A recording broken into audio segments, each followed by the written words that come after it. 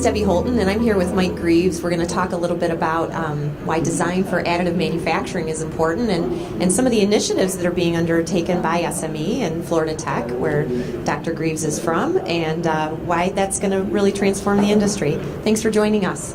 Thank you. Tell us a little bit about the concept of design for additive manufacturing and why that's really important.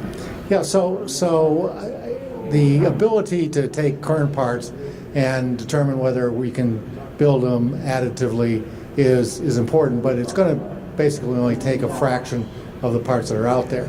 Where we think the holy grail of being able to really take advantage of additive manufacturing is to build parts that we couldn't build before, to basically take weight out of parts that would have the same structural capabilities. And third is being able to reduce the assembly count by taking assemblies and being able to produce them, let's just say, as one piece. And so that's going to reintegrate manufacturing into some of the classic assemblers who basically now can say, well, gee, I don't need to assemble this, I can print it. So we think that is really going to be the quantum leap that's going to take place when we design for additive manufacturing. That's great. What are some of the common pitfalls that designers and manufacturers make when they're using additive manufacturing and 3D printing? Well, the most common thing is, gee, I'm manufacturing this through a traditional method, I'll do it additively, and they find out that it's a lot more expensive. So I'm going to do an additive manufacture of a chassis. Well, it costs $200,000 to do it in additive, where it costs a fraction of that when I want to do it traditionally. So the issue of saying, gee, additive is good for replacement for current subtractive manufacturing is, I think, sort of the flaw. Now, there are parts that we'll be able to do that with, and it will make some sense. But really being able to design for this new manufacturing process is really going to be what's going to differentiate us from saying, gee, we think that this is a replacement, as opposed to, boy, we can make whole new innovative kind of things. Then we get into mass customization and the ability to make one-offs to be able to produce parts is a big deal. That's great. What are some of the tools that are out there, or maybe some of the needs for new tools in the industry? So I think the thing is that we really are going to have to incorporate expert systems, what we call wizards, in design for additive manufacturing. So the ability of basically saying, hey, when you're designing this part, if you've said we're going to design for manufacture, we're going to design for additive manufacturing, it's going to suggest different ways of doing things. For example, you take a steel bar as a strut, it'll say you can do a lattice and save 1/3 of the weight. So I think that the ability of basically building those tools into design to help it. In my PLM stuff, I talk about a thing called queued availability, which says we have so much information around, we're going to spend our life Googling stuff. What we really need the computer to do is to tell us what it is that we need, even though we don't are looking for it, because it's in context. And I think that kind of capability is going to really drive that, which means that it's not simply an educational process, it's basically having technology help us do better designs. That's great. How does the digital twin fit in with that? We've heard a lot about the digital twin. It's a term that you actually coined, about having that, completely separate digital model. How does that fit in with what we're talking about in additive? So just to set the record straight, the concept of mine is the digital twin. My colleague at NASA, John Vickers, we'll give John the credit, who actually coined the terminology. I wasn't quite as elegant, but the concept clearly is my concept in having a virtual product that basically matches up with the physical product.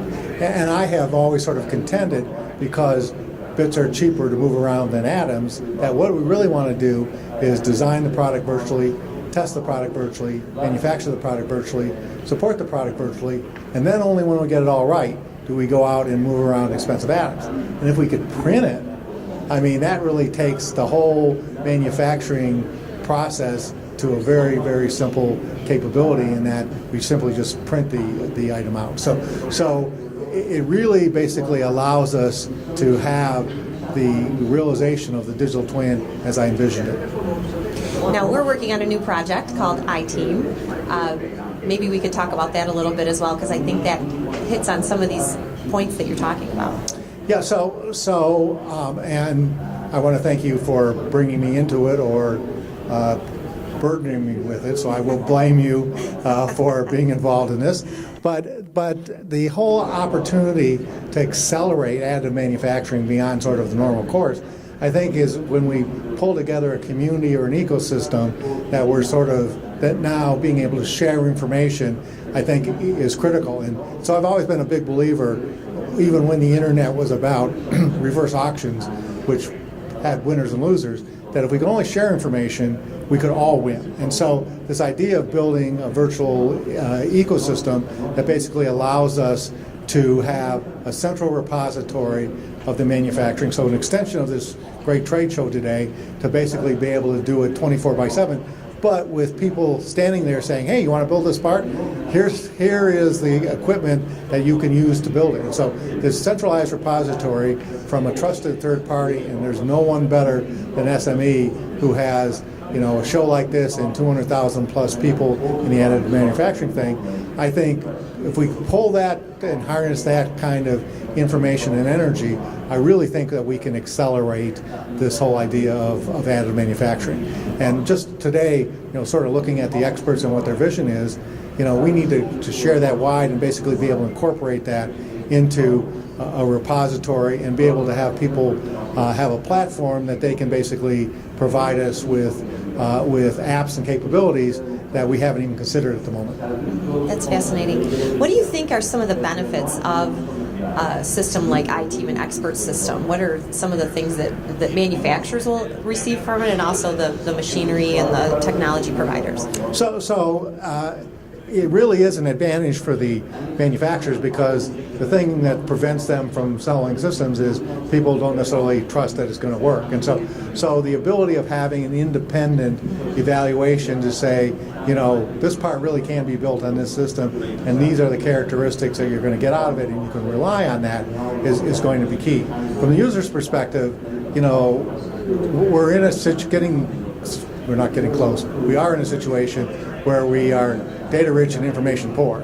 And so having this system be able to learn from all the aspects of what we're doing, and be able to then, as you're designing a part, to say, hey, do you think of this, do you think of that? If you design it this way, you're going to get this kind of capabilities out of it. That's what expert systems do. So you combine expert systems with machine learning, with the capabilities that basically be able to share the experiences of users, I think could really help accelerate the growth of this area. That's great. How are people going to be getting involved in this? We've met with a few of the machinery providers here. They're positive about it. What about the users? How are they going to get involved? So if they go to our website of sme.org/iTeam, there's an ability for them to sign up, and we will then sort of keep them in the loop as to what the opportunities are. We'll have sort of calls for app development, things like that, so that we basically will keep them in the loop as we go through the journey of developing the system. So we have the underlying architecture laid out, but there was a lot of work to do in order to be able to bring this to full fruition and basically have a full repository so that they can use that. General Motors done a great job with their SAM-CT methodology. May not be the only methodology. We'll certainly encourage folks, but it's a start in terms of being able to determine it. And it does answer the two basic questions that you always have to answer. Can we make it, and should we make it? And too often we get wrapped up in the can we and forget about the should we, and we need to answer both those questions at the same time. That's great. So I'm pretty excited about it. I think it's a great opportunity for SME to continue to build this additive manufacturing community that we have, and to continue to advance the technology. It's really our responsibility as an industry organization to move this forward. So definitely appreciate working with you on it. And any last thoughts? Well, we've got some very, very smart people working on this. I always, as a sort of serial entrepreneur, look for big opportunities, smart people, and enthusiasm, and I think we have all three things going for us. That's great. So the website again is sme.org/iTeam, and people can get all the details there. Great. Excellent. Thank you.